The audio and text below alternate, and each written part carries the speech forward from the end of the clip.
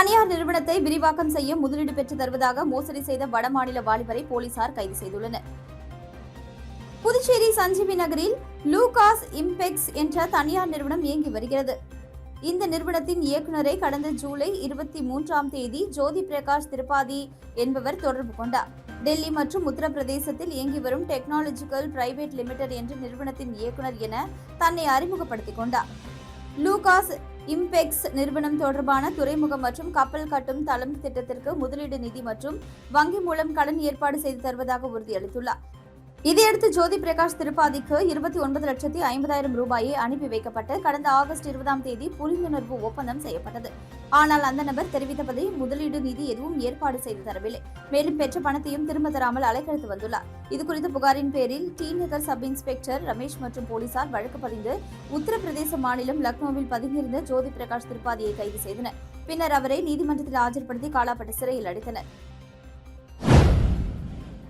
தேசிய வாக்காளர் தினத்தை ஒட்டி மேரா யுவ பாரத் புதுச்சேரி மாநிலம் சார்பில் பாத யாத்திரை மற்றும் சைக்கிள் பேரணி நாளை காலை நடைபெறவுள்ளதாக மை பாரத் புதுச்சேரி மாநில ஒருங்கிணைப்பாளர் காயத்ரி தெரிவித்துள்ளார். புதுச்சேரியில் உள்ள தனது அலுவலகத்தில் செய்தியாளர்களிடம் பேசிய மை பாரத் புதுச்சேரி மாநில ஒருங்கிணைப்பாளர் காயத்ரி, தேசிய வாக்காளர் தினத்தை ஒட்டி மை பாரத் மத்திய அரசு இளைஞர் விவகாரங்கள் மற்றும் விளையாட்டு அமைச்சகம் சார்பில் தேசிய வாக்காளர் தின பாத யாத்திரை மற்றும் சைக்கிள் பேரணி நாளை புதுச்சேரி மாநிலத்தில் நடைபெறவுள்ளதாகவும், முதல் முறை வாக்காளர்களுக்கு சிறப்பு கவனம் செலுத்தும் வகையிலும் அவர்களை வாக்காளர்களின் நெறிமுறைகளை தெரிந்து கொள்ளவும் கட்டாயம் வாக்களிக்க வேண்டும் என்பதை வலியுறுத்தும் வகையில் தேர்தலில் முழுமையாக பங்கேற்று தங்களின் ஈடுபாட்டை செலுத்த வேண்டும் என்ற நோக்கில் முதல் முறை வாக்காளர்களை ஒன்றிணைக்கும் முயற்சியாகும். நாளை நடைபெறவுள்ள பாத யாத்திரை மற்றும் சைக்கிள் பேரணியில் முதல் முறை வாக்காளர்கள் சுமார் 200க்கும் மேற்பட்டோர் பங்கேற்க உள்ளதாகவும், புதுச்சேரி கம்பன் கலையரங்கத்தில் தொடங்கவுள்ள சைக்கிள் பேரணியை புதுச்சேரி மாநில தலைமை தேர்தல் அதிகாரி ஜவஹர் கலந்து கொண்டு துவக்கி வைக்க உள்ளதாக தெரிவித்தார். இந்த செய்தியாளர் சந்திப்பின் பொழுது மை பாரத் புதுச்சேரி மாநில நிர்வாகிகள் பலர் உடனிருந்தனர்.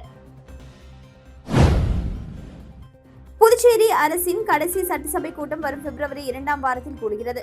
அன்றைய இடைக்கால பட்ஜெட் தாக்கல் செய்வதற்கான முன்னேற்பாடு பணிகள் முழுவீச்சில் நடைபெற்று வருகிறது. புதுச்சேரியில் ஆண்டுதோறும் மார்ச் மாதம் பட்ஜெட் தாக்கல் செய்யப்படும். அதன்படி கடந்த ஆண்டு மார்ச் 12ஆம் தேதி நிதித்துறைக்கு பொறுப்பு வகிக்கும் முதல்வர் ரங்கசாமி 13,600 கோடி ரூபாய்க்கு முழு பட்ஜெட்டை தாக்கல் செய்தார். இந்த நிலையில் புதுச்சேரி சட்டசபை தேர்தலுக்கான அறிவிப்பு பிப்ரவரி மாத இறுதி அல்லது மார்ச் முதல் வாரத்தில் அறிவிக்கப்படலாம் என எதிர்பார்க்கப்படுகிறது. தேர்தல் நடைபெற உள்ளதால் முழு பட்ஜெட் தாக்கல் செய்ய முடியாது. இருப்பினும் தேர்தல் முடிந்து புதிய அரசு பதவி ஏற்கும் வரை அரசு ஊழியர்களுக்கு சம்பளம், ஓய்வூதியம் உள்ளிட்ட நிர்வாக செலவினங்களுக்கு அரசின் நலத்திட்டங்களுக்கான நிதிகளை விடுவிப்பதற்கு ஏதுவாக ஏப்ரல் முதல் 5 மாதங்களுக்கு 6,000 கோடிக்கு இடைக்கால பட்ஜெட் தாக்கல் செய்திட அரசு திட்டமிடப்பட்டுள்ளது. இதற்கான அனுமதியும் மத்திய உள்துறை மற்றும் நிதித்துறை அமைச்சகத்தில் பெறப்பட்டுவிட்டது. அதன்படி வரும் பிப்ரவரி 2ஆம் வாரத்தில் சட்டசபையை கூட்டி அன்றைய இடைக்கால பட்ஜெட் தாக்கல் செய்து சபையின் ஒப்புதல் பெற உள்ளது. அதையொட்டி இடைக்கால பட்ஜெட் தயாரிப்பதற்கான பணியில் அனைத்து துறை அதிகாரிகளும் முழு வீச்சில் ஈடுபட்டுள்ளனர். நெட்டப்பாக்கம் தொகுதி முன்னாள் எம்எல்ஏவும் தமிழக வெற்றிக் கழக வேட்பாளருமான பெரியசாமி தனது பிறந்தநாள் விழாவில் பொதுமக்களுக்கு நலத்திட்ட உதவிகள் வழங்கி சிறப்பு செய்தார். நெட்டப்பாக்கம் தொகுதி முன்னாள் எம்எல்ஏ பெரியசாமி தனது பிறந்தநாளை ஒட்டி நெட்டப்பாக்கம் தொகுதியில் உள்ள நிர்வாகிகள், இளைஞர்கள் மற்றும் பொதுமக்களுடன் இணைந்து பிறந்தநாளை கொண்டாடினார். காலை 10 மணி அளவில் கல் மண்டபத்தில் தாவேகா வேட்பாளர் பெரியசாமிக்கு இளைஞர்கள் சிறப்பான வரவேற்பு அளித்தனர். தொடர்ந்து ஏரிப்பாக்கம், கரியமாணிக்கம், மடுகரை, நெட்டப்பாக்கம், பண்டசோழநல்லூர், பனையடிக்குப்பம், சூரமங்கலம், கரையாம்புத்தூர், மணமேடு உள்ளிட்ட கிராமங்களுக்கு சென்று கேக் வெட்டி அன்னதானம் வழங்கி பெண்களுக்கு இலவச புடவைகளை வழங்கினார். மடுகரை ராம்ஜி நகரில் எழுந்தருளி உள்ள முத்துமாரியம்மன் ஆலயத்தில் சுவாமி தரிசனம் செய்தார். பின்னர் தொகுதியில் உள்ள தாவேகா கொள்கை தலைவர் அம்பேத்கர் சிலைக்கு மாலை அணிவித்து மரியாதை செலுத்தினார். இந்நிகழ்ச்சியில் தாவேகா மாநில நிர்வாகி புதியவன், தொகுதி தலைவர் சுகுமார், தொகுதி நிர்வாகிகள் தீனதயாளன், மலரழகன், ஜெயமூர்த்தி, சதீஷ், ராமநாதன், மணிவண்ணன், ராஜா, ராமு, அபிஷேக், மணிவண்ணன், விஜய பாலாஜி, ஞானகுமார், விஜய் உள்ளிட்ட நிகழ்ச்சியை ஏற்பாடு செய்தனர். இந்நிகழ்ச்சியில் கழக நிர்வாகிகள், இளைஞர்கள், பெண்கள் ஆகியோர் உடனிருந்தனர். புதுச்சேரி அரசின் பல்வேறு துறைகளில் பணிபுரியும் ஆயிரக்கணக்கான ஒப்பந்த ஊழியர்களை பணி நிரந்தரம் செய்யும் வகையில் அமைச்சரவை கூட்டத்தை கூட்டி உடனடியாக கொள்கை முடிவு எடுக்க வேண்டும் என அதிமுக மாநில செயலாளர் அன்பழகன் வலியுறுத்தியுள்ளார். இது தொடர்பாக செய்தியாளர்களை சந்தித்த அவர், புதுச்சேரி அரசு நிர்வாகத்தில் அங்கன்வாடி ஊழியர்கள், உதவியாளர்கள், பால சேவிகாக்கள், தொடக்கப்பள்ளி ஆசிரியர்கள், விரிவுரையாளர்கள், பகுதி நேர விரிவுரையாளர்கள், தினக்கூலி ஊழியர்கள், செவிலியர்கள் உள்ளிட்ட பல்வேறு நிலைகளில் 1000க்கும் மேற்பட்ட ஊழியர்கள் ஒப்பந்த அடிப்படையில் பணிபுரிந்து வருகிறார்கள். அவர்கள் பணி நிரந்தரம் கேட்டு தினம் போராட்டத்தில் ஈடுபட்டு வருவதால் புதுச்சேரி நகர பகுதி முழுவதும் போராட்ட களமாக காட்சியளிக்கிறது. ஒப்பந்த ஊழியர்களை பணி நிரந்தரம் செய்ய வேண்டும் என்று உச்சநீதிமன்றம் உத்தரவிட்டும் அதை செயல்படுத்த அதிகாரிகள் மறுக்கின்றனர். முறைப்படி பணிக்கு அமர்த்தப்பட்டவர்களை கொள்கைக்கு புறமாக பணிக்கு அமர்த்தப்பட்டவர்கள் என கூறி நிரந்தரம் செய்ய மறுக்கிறார்கள். எனவே நீதிமன்ற உத்தரவை ஏற்க மறுக்கும் அதிகாரிகள் மீது சட்ட ரீதியான நடவடிக்கை எடுக்க வேண்டும் என கேட்டுக்கொண்டார். அரசு துறைகளில் பணிபுரியும் ஒப்பந்த ஊழியர்கள் போராட்டத்தை முதலமைச்சர் ரங்கசாமி பாராமுகமாக இருக்கிறார். இது நியாயமில்லை. எனவே உடனடியாக அமைச்சரவை கூட்டத்தை கூட்டி ஒப்பந்த அடிப்படையில் பணிபுரியும் ஊழியர்களை அனைவரையும் பணி நிரந்தரம் செய்ய கொள்கை முடிவு எடுக்க வேண்டும் என அவர் வலியுறுத்தினார். மேலும் அரசின் உத்தரவுகளை மதிக்காத அதிகாரிகள் எதற்கு புதுச்சேரியில் பணிபுரிய வேண்டும் என கேள்வி எழுப்பிய அன்பழகன், தலைமைச் செயலாளரை சபாநாயகராகவும் மற்ற IAS அதிகாரிகளை சட்டமன்ற உறுப்பினர்களாக அமர வைத்து சட்டமன்றத்தை நடத்தலாமே எனவும் விமர்சித்தார். புதுச்சேரி டிஜிட்டல் மையமாக உருவாக்க உயர்மட்ட தொழில்துறை கலந்துரையாடல் முதலமைச்சர் ரங்கசாமி தலைமையில் நடைபெற்றது. புதுச்சேரி அரசு மற்றும் நாஸ்காம் அமைப்பு இணைந்து புதுச்சேரியை வளர்ந்து வரும் தகவல் தொழில்நுட்ப மற்றும் டிஜிட்டல் சேவை மையமாக உருவாக்குதல் என்ற தலைப்பில் உயர்மட்ட தொழில்துறை கலந்துரையாடல் கூட்டம் நடந்தது. புதுச்சேரி அண்ணா சாலையில் உள்ள தனியார் ஹோட்டலில் நடந்த கூட்டத்தில் முதல்வர் ரங்கசாமி, அமைச்சர் லட்சுமி நாராயணன் ஆகியோர் கலந்து கொண்டனர். இன்டெகிரா சாப்ட்வேர் நிறுவனர் Sriram Subramania, TCS Cognizant technician systems, Strive, ஐடியாசன் மற்றும் ஜூசி சிஸ்டம்ஸ் ஆகிய முன்னணி நிறுவனங்களின் பிரதிநிதிகள் மற்றும் நாஸ்காம் தரப்பில் அதன் துணைத் தலைவர் ஸ்ரீகாந்த் ஸ்ரீனிவாசன், தென்னிந்திய இயக்குநர் பாஸ்கர் வர்மா ஆகியோர் பங்கேற்று அதிகாரிகளுடன் கலந்துரையாடினர். சுல்தான்பேட்டையில் பொதுப்பணித்துறை மூலம் அமைக்கப்பட்ட புதிய பயணியர் நெருக்கடியை எதிர்க்கட்சித் தலைவர் சிவா மக்கள் பயன்பாட்டிற்கு திறந்து வைத்தார். புதுச்சேரி அரசின் பொதுப்பணித்துறை தேசிய நெடுஞ்சாலை பிரிவு மூலம் 5,91,000 ரூபாய் மதிப்பில் வில்லியனூர் சட்டமன்ற தொகுதிக்கு உட்பட்ட விழுப்புரம் புதுச்சேரி தேசிய நெடுஞ்சாலையில் சுல்தான்பேட்டை மெயின் ரோட்டில் புதிய பயணியர் நெருக்கடி அமைக்கப்பட்டு அதன் திறப்பு விழா நடைபெற்றது.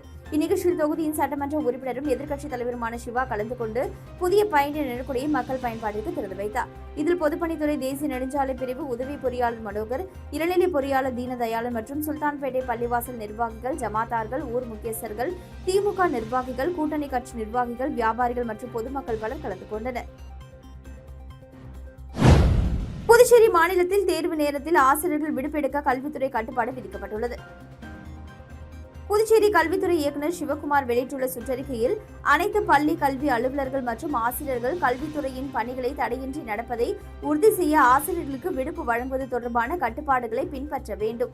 குடியரசு தினம், பொது தேர்வுகள் மற்றும் மத்திய அரசின் தேர்வுகள் நடக்கும் காலகட்டங்களில் ஆசிரியர்களுக்கு விடுப்பு வழங்குவது கடுமையாக கட்டுப்படுத்தப்பட வேண்டும். உண்மையான அவசர நிலைகள் ஏற்பட்டால் மட்டும் தகுந்த அதிகாரிகளின் முன் அனுமதி பெற்ற பிறகே விடுப்பு வழங்கப்பட வேண்டும். இந்த அறிவுறுத்தல்களை மீறினால் சம்பந்தப்பட்ட அதிகாரிகள் மீது ஒழுங்காற்று நடவடிக்கை எடுக்கப்படும். இவ்வாறு அதில் தெரிவிக்கப்பட்டுள்ளது. காவலர் பணிக்காக நடத்தப்படும் இலவச சிறப்பு பயிற்சி வகுப்பிற்கு SC/ST பிரிவினர் விண்ணப்பிக்கலாம் என அறிவிப்பு வெளியாகியுள்ளது. இதுகுறித்து ஆதி திராவிடர் மற்றும் பழங்குடி இனத்தவர்களுக்கான தேசிய வாழ்வாதார சேவை மையம் துணை பிராந்திய வேலைவாய்ப்பு அதிகாரி கோட்டூர்சாமி வெளியிட்டுள்ள செய்திக்குறிப்பில், ஆதி திராவிடர் மற்றும் பழங்குடி இனத்தவர்களுக்கான தேசிய வாழ்வாதார சேவை மையம் புதுச்சேரி மாநிலத்தில் SC/ST வகுப்பை சேர்ந்த மாணவர்களுக்கும் காவலர் பணியில் சேர்வதற்கான எழுத்துத் தேர்வுக்கு இலவச சிறப்பு பயிற்சி வகுப்பினை வரும் 28ஆம் தேதி முதல் நடத்த உள்ளது. அனைத்து வார நாட்களிலும் இந்த சிறப்பு வகுப்புகள் நடைபெறும். இந்த சிறப்பு பயிற்சி வகுப்பில் அனைத்து பாடங்களிலும் சிறந்த அனுபவமிக்க ஆசிரியர்களை கொண்டு வகுப்புகள் மற்றும் மாதிரி தேர்வுகள் நடத்தப்பட உள்ளன. இந்த இலவச பயிற்சி வகுப்பில் சேர்ந்து பயில விருப்பமுள்ள மாணவர்கள் புதுச்சேரி நடேசன் நகர் 3வது குறுக்கு தெருவில் உள்ள ஆதி திராவிடர் மற்றும் பழங்குடி இனத்தவர்களுக்கான தேசிய வாழ்வாதார சேவை மையத்தினை அணுகி விண்ணப்பிக்கலாம் என குறிப்பிடப்பட்டுள்ளது. குடியரசு தினத்தை முன்னிட்டு வைஸ்மேன் மேல்நிலைப் பள்ளியில் நடைபெற்ற முப்பெரும் விழாவில் பல்வேறு போட்டிகளில் மாணவ மாணவிகள் கலந்து கொண்டு தங்களது திறமைகளை வெளிப்படுத்தினர். புதுவை முதலியார்பேட்டையில் உள்ள வைஸ்மேன் மேல்நிலைப் பள்ளியில் 77வது குடியரசு தின விழா மிக சிறப்பாக கொண்டாடப்பட்டது. குடியரசு தினத்தை முன்னிட்டு இவ்விழா முப்பெரும் விழாவாக தொடங்கப்பட்டது. காலையில் மழலையர் மாணவர்களுக்கும் 1ஆம் வகுப்பு மாணவர்களும் சேர்ந்து உணவு திருவிழா போட்டியில் பங்கேற்றனர். 1ஆம் 5ஆம் வகுப்பு மாணவர்கள் இணைந்து கலை மற்றும் கைவினை விழாவில் கலந்து கொண்டனர். 6ஆம் 9ஆம் வகுப்பு மாணவர்கள் அறிவியல் கண்காட்சியில் கலந்து அசத்தினர். இவ்விழாவில் பள்ளி இயக்குநர் முதல்வர் மதிவாணன் வரவேற்புரையாற்றினார். நிறுவனர் முதன்மை முதல்வர் கலைமாமணி சரோஜா பாபு தலைமை உரையாற்றினார். சிறப்பு அழைப்பாளர்களாக BSNL ஓய்வு பெற்ற கண்காணிப்பாளர் கௌசல்யா பிரேம்ராஜ், சாய் சத்யா விளையாட்டு அகாடமியின் மேலாண் இயக்குநர் டாக்டர் சிவகுமார் ஆகியோர் பங்கேற்று வாழ்த்து தெரிவித்தனர். கௌசல்யா பிரேம்ராஜ் தேசிய கொடியை ஏற்றி வைத்து தேசிய உறுதிமொழியை ஏற்றுக்கொண்டார்.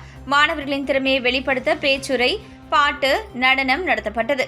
இவ்விழாவை ஆசிரியர் சோலை ராணி அருணேஸ்வரி தொகுத்து வழங்கினர். நன்றியுரையை திருமதி அருணேஸ்வரி வழங்கினார். சுல்தான்பேட்டையில் உள்ள ராக் இன்டர்நேஷனல் மேல்நிலைப் பள்ளியில் நடைபெற்ற அறிவியல் கண்காட்சியை உழவர்கரை நகராட்சி ஆணையர் சுரேஷ்ராஜ் கலந்து கொண்டு கண்காட்சியை துவக்கி வைத்தார். புதுச்சேரி அடுத்த வில்லியனூர் சுல்தான்பேட்டையில் பகுதியில் அமைந்துள்ள ராக் இன்டர்நேஷனல் CBSE மேல்நிலைப் பள்ளியில் 2026ஆம் ஆண்டிற்கான அறிவியல் கண்காட்சி ஏற்பாடு செய்யப்பட்டு பள்ளி வளாகத்தில் மாணவர்களின் படைப்புகள் வைக்கப்பட்டிருந்தது. கண்காட்சியில் சிறப்பு விருந்தினராக உழவர்கரை நகராட்சி ஆணையர் சுரேஷ்ராஜ் கலந்து கொண்டு அறிவியல் கண்காட்சியை துவக்கி வைத்தார். இதில் Raak group of institution founder செயலாளர் ஹரிதேவன், சரவணன், ரவிச்சந்திரன், ராக் இன்ஜினியரிங் கல்லூரி டீன் அருள் குணாலன் மற்றும் பள்ளியின் முதல்வர் உஷாராணி, ரத்னராஜ், துணை முதல்வர் இந்திரா ஆகியோர் அனைவரையும் வரவேற்றனர். பின்னர் மாணவர்களின் அறிவியல் கண்காட்சி படைப்புகளில் சோலார் சிஸ்டம், விண்வெளி ஆராய்ச்சி போன்ற பல்வேறு அறிவியல் மற்றும் எதிர்கால வாழ்வாதாரத்திற்கு தேவையான முக்கிய படைப்புகள் ஆக்கப்பூர்வமாக வெளிப்படுத்தும் வகையில் மாணவர்களின் திறமை அமைந்திருந்தது. மேலும் அறிவியல் கண்காட்சியில் மாணவர்களின் பெற்றோர்கள், பொதுமக்கள் என ஏராளமானோர் கலந்து கொண்டு மாணவர்களின் படைப்புகளை பாராட்டினர். புதுச்சேரி நகர பகுதியில் வங்கி ஊழியரின் கைப்பையை மர்ம நபர்கள் திருடிச் செல்லும் CCTV காட்சிகள் தற்போது வைரலாகி வருகிறது. சென்னை தாம்பரம் பகுதியைச் சேர்ந்த ஜெனிஃபர் தனியார் வங்கி ஊழியராக பணியாற்றி வருகிறார். இவர் பொங்கல் விடுமுறையில் தனது சகோதரருடன் புதுச்சேரிக்கு சுற்றுலா வந்துள்ளார். கடந்த 15ஆம் தேதி புதுச்சேரி கடற்கரை முழுவதையும் சுற்றி பார்த்த பிறகு கடற்கரை அருகே உள்ள புசி வீதி பகுதியில் புகைப்படம் எடுத்துக் கொண்டிருந்த பொழுது அவர்களுக்கு அருகில் சுற்றுலா வந்த சிலரும் புகைப்படம் எடுத்துக் கொண்டிருந்தனர். இந்த நிலையில் அருகில் புகைப்படம் எடுத்த நபர் ஒருவரை புகைப்படம் எடுத்துக் கொடுக்குமாறு கேட்டுக் கொண்டுள்ளார். அவர்கள் புகைப்படம் எடுத்த நிலையில் அந்த வாலிபரும் தன்னை புகைப்படம் எடுத்துக் கொள்ளுமாறு கேட்டதால் ஜெனிஃபர் தான் கொண்டு வந்த கைப்பையை புகைப்படம் எடுப்பதற்காக அருகில் இருந்த கல்லின் மீது வைத்துவிட்டு புகைப்படம் எடுத்துள்ள நிலையில் அவர் மறந்து சிறிது தூரம் சென்றுவிட்டு மீண்டும் திரும்பி வந்து பார்த்தபொழுது கைப்பையானது காணாமல் போய் உள்ளது. அதில் 75,000 ரூபாய் மதிப்பிலான ஐபோன், உயர் ரக கண் கண்ணாடி மற்றும் 7,000 ரூபாய் பணம் ஆகியவை இருந்ததால் உடனடியாக அவர் காவல்துறையினரிடம் புகார் அளித்துள்ளார். இது தொடர்பாக உதியஞ்சாலை போலீசார் CCTV காட்சிகளை கொண்டு கைப்பையை திருடிச் சென்ற வாலிபரை தேடி வருகின்றனர்.